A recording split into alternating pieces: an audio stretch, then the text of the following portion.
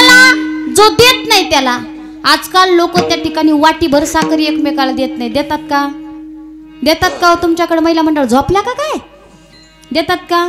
का देत नाहीत? आपलं बोलणं जड राहिलं नाही. लहान लेकराला पाठवलं, म्हणली जा काकू कोण साखर आण. लहान लेकरं ही देवाघरची फुलं असतात, खरं बोलून जातात, खोटं कधीच बोलत नाहीत. काकूकडे गेला आणि विचारलं तिथं, काकू वाटीभर साखर द्या. पण त्या काकूने विचारलं, काय म्हणली रे बाळा आई? तो म्हणला, काकू आई म्हणली या कुत्रीने दिली नाही तर पलीकडच्या भवानीकडून घेऊन ये. आता असं बोलल्यावर कोण आपल्याला साखर देईल? आपल्याला साधं शेजारीन साखर देत नाही किंवा शेजारीन पीठ उसणं देत नाही, पण मागायचं कोणाला हेही कळालं पाहिजे. जो देतोय ना त्यालाच मागितलं पाहिजे. उगाच जिथं मागून अपमान होतो तिथं देण्याकरता समर्थ पाहिजे ना. आपण ज्याला मागतोय ती वस्तू तर त्याच्याकडे पाहिजे ना. नसताना तो कुठून देणार आहे? तुम्हाला गेवरावून आणून देणार आहे का? अजिबात देऊ शकत नाही. मग सामर्थ्य त्याच्याकडे पाहिजे. मग हा कसा आहे? विटेवरी जाची पाऊले समान, विटेवरी जाची पाऊले. स्वतःची बायको रावणाला दिली, आता याच्या पलीकडे काय द्यायला पाहिजे? इतकं त्या ठिकाणी सामर्थ्यवान ते आहेत म्हणून मागितलं त्यांच्याकडे पाहिजे. आणि नामदेव महाराज मागतात पहा, चरण सेवा अखंडित. आपल्या जीवनाचं साध्य आपल्याला माहिती पाहिजे. आपण कशा करता जन्माला आलोय, जन्माला आल्याच्या नंतर काय करायचंय, कुठून आलोत, कुठं जायचंय. कुठून आलोत? कुठून आलोत? एक जण म्हणली घरून आलोत. म्हणलं जायचंय कुठं? म्हणली घरीच जायचंय. म्हणलं घरी नाही जायचं, मातीत जायचंय आपल्याला. कुठं जायचंय? मातीत जायचंय. जीवनाचं साध्य माहिती पाहिजे. एक जण बस स्टँडवरती गेली आणि बस स्टँडवरती जाऊन तिथे जे असतात ना ते काउंटर असतं ना विचारणार, बस किती वाजता येते, काय येते, तिथे जाऊन ती विचारत होती. मुंबईला सकाळची बस किती वाजता आहे? तो म्हणला सगळ्यात पहिली 7 वाजता आहे. नंतरची? तो म्हणला 10:30 वाजता. नंतरची? तो म्हणला 12:15ला. नंतरची? ती म्हणली, तो म्हणला 1:30ला. नंतरची? तो म्हणला पण मावशी तुम्हाला जायचंय कुठं नेमका ते तर सांगा ना. अहो अख्ख्या दिवसाच्या बस मला विचारल्या मुंबईला जाणाऱ्या. ती म्हणली जायचं कुठंच नाही, हे पोरग लय रडत होतं पण तू बोलायला लागल्यापासून शांत बसले म्हणून विचारते. कुठून आणत कुठं जायचं हेच आपल्याला माहिती नाही. काय उपयोग पहा. पण विचार करा त्या छत्रपती शिवाजी महाराजांचा, की जे छत्रपती शिवाजी महाराज जन्माला येण्याच्या अगोदरच माँसाहेब जिजाऊंनी ज्यांचं साध्य जीवनामध्ये ठरवलं होतं की त्यांनी काय केलं पाहिजे, काय केलं पाहिजे.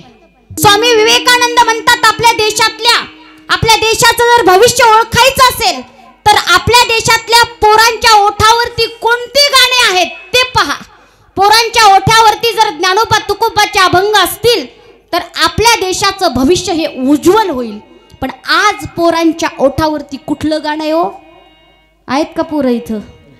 कुठलं गाणं आहे? काय काय गाणे सांगताच येत नाही. तेरी झलक श्रीवल्ली आहे का तुमच्याकडं? याला विचारी नाही गल्ली, पण हा म्हणतोय तेरी झलक श्रीवल्ली. गल्ली त्याला कुत्र विचारत नाही, कुत्र सुद्धा, पण तेरी झलक श्रीवल्ली म्हणतोय. मित्राकडून गाडी घेतली, म्हणलं आत्ता चक्कर मारून येतो. दुसऱ्या मित्राकडून 50 रुपये घेतले, पेट्रोल पंपावरती गेला, पेट्रोल टाकलं आणि गेवराईच्या असणाऱ्या त्या कॉलेजकडे गेला. पुरी आपल्या बिचाऱ्या कॉलेजला चालल्या होत्या. त्यांच्या जवळ जाऊन केस उडवीत अगदी रुबाबात म्हणतोय, तुला फिरवीन माझ्या गाडीवर, तुला फिरवीन माझ्या गाडीवर. अरे तुला फिरवीन माझ्या गाडीवर खरंय, पण गाडी तरी तुझ्या बापाची आहे का? बापाची आहे का तुझ्या गाडी?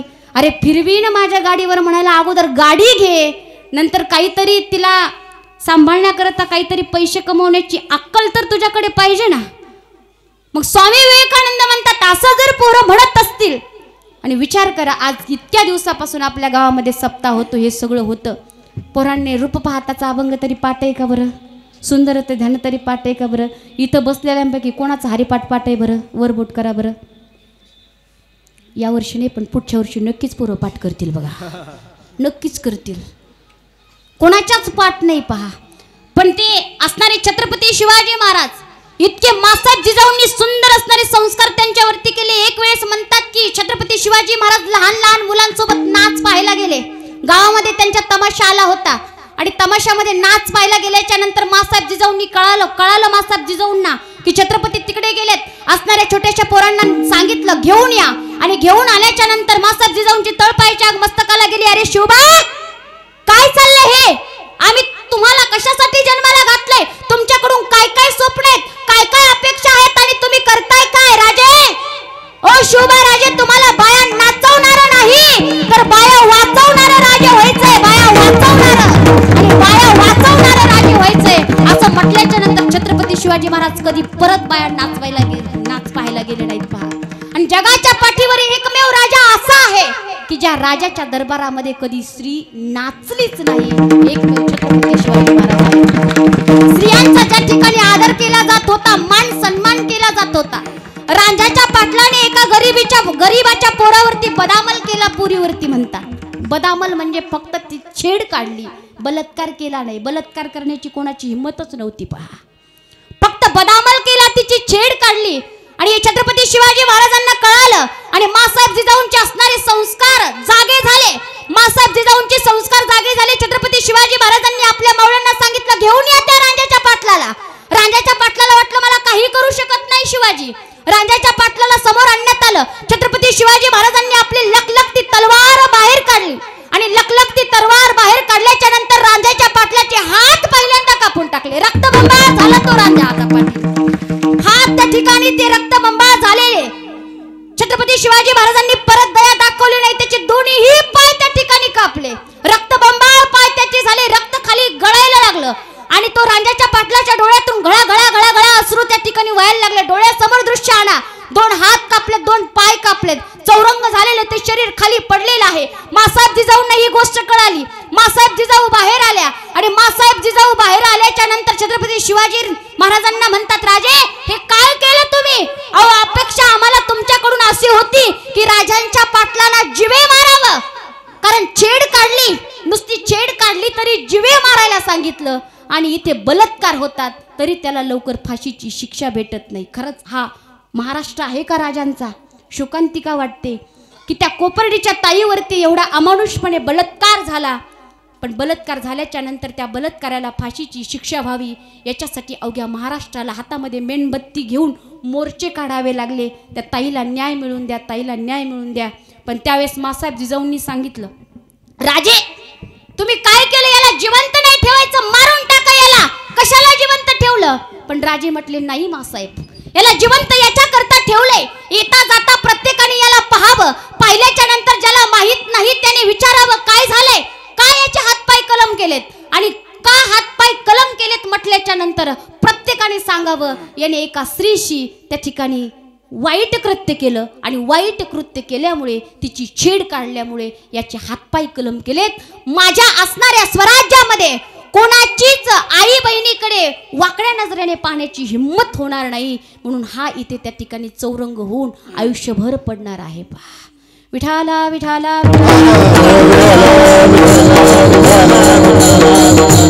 म्हणून महाराष्ट्रात राहून ज्याने केला गनिमी कावा, महाराष्ट्रात राहून ज्याने केला गनिमी कावा, तो एकच होता माझ्या जिजाऊंचा छावा, तो एकच होता माझ्या जिजाऊंचा, एकच राजा असा झाला. पहा म्हणून आपलं साध्य जीवनाचं आपण ठरवलं पाहिजे. कुठून आलोत, कुठं जायचं हे आपल्याला कळालं पाहिजे. पहा विठाला विठाला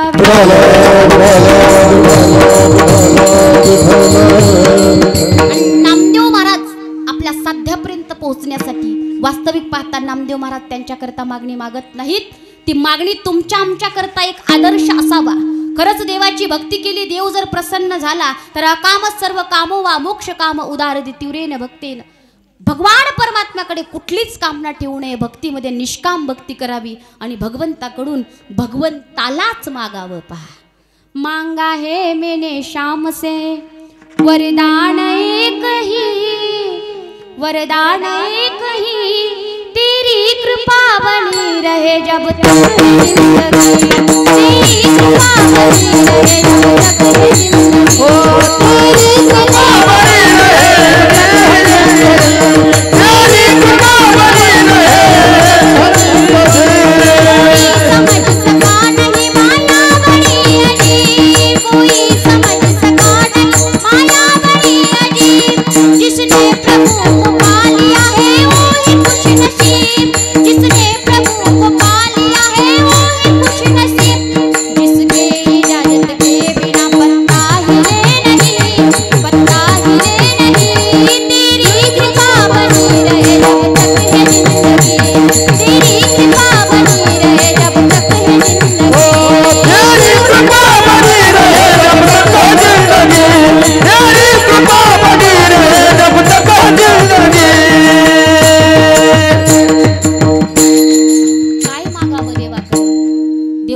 प्रसन्न झाला तर देवाकडे मागतो मी पांडुरंगा फक्त एक दान मागतो मी पांडुरंगा फक्त एक दान मिळे ज्ञान मुक्ती ऐसे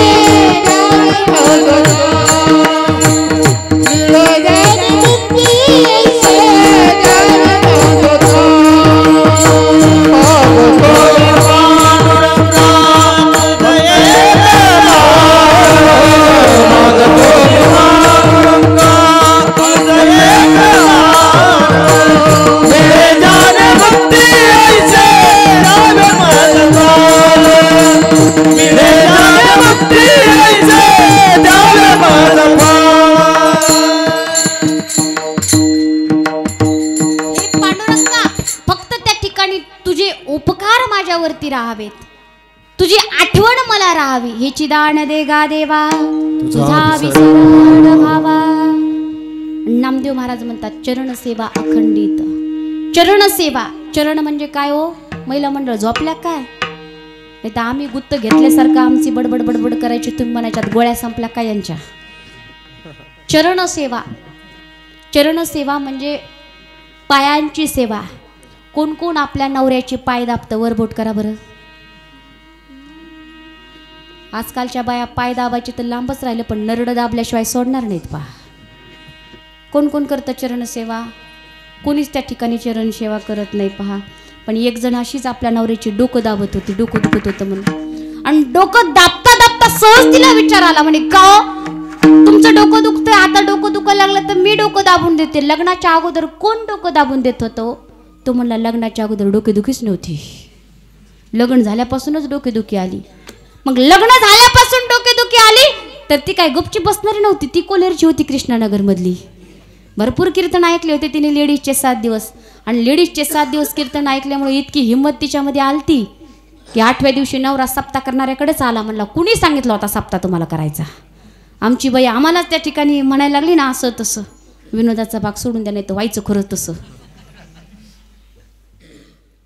विठाला विठाला म्हणजे का मी जर तुम्हाला डोकेदुखी वाटते तर खरं सांगा बरं, तुम्ही मला न्यायला आलतात का मी तुमच्याकडे चालत चालत आले होते? खरं सांगा बरं, कोण जातं आणायला? कोण जातं? हेच जातात तुम्हाला आणायला. बरं हे जातात नवरीला आणायला, एकटे जात नाहीत, वाजत गाजत मोठा डीजे घेऊन जातात तिला आणायला, गाडी घेऊन येतात. म्हणे या डोकेदुखीला आणायला, ही डोकेदुखी स्वतः तुमच्याकडे आली नाही म्हणे, डोकेदुखीला आणायला तुम्हीच नाचत वाजत गाजत आलतात म्हणे. विठाला विठाला विठाला चरण सेवा मागतायत. नामदेव महाराज चरण सेवा मागतायत. त्याची 2-4 कारण आहेत. पहा, भगवान परमात्म्याच्या पायामध्ये लक्ष्मीचा वास आहे. लक्ष्मीचा पाय लक्ष्मीच्या हाती नतीसी लक्ष्मीच्या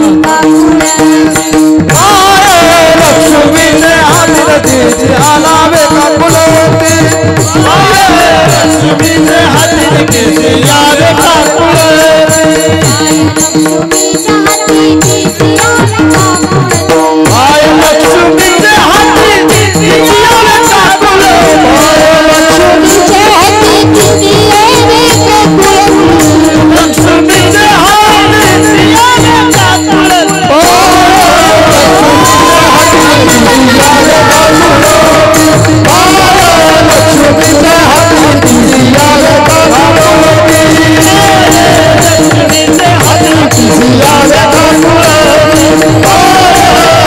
लक्ष्मीच्या हाती नतीसी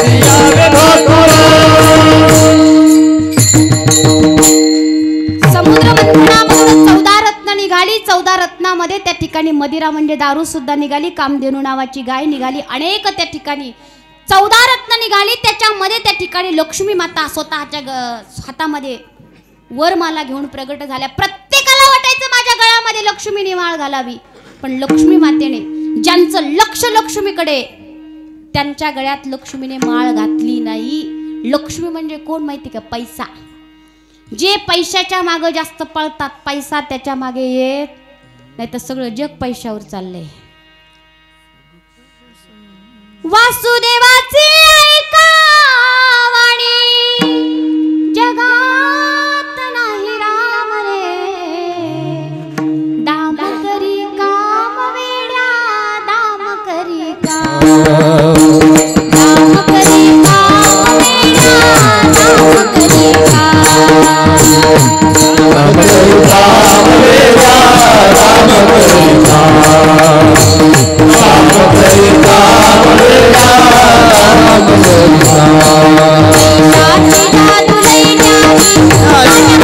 त्याची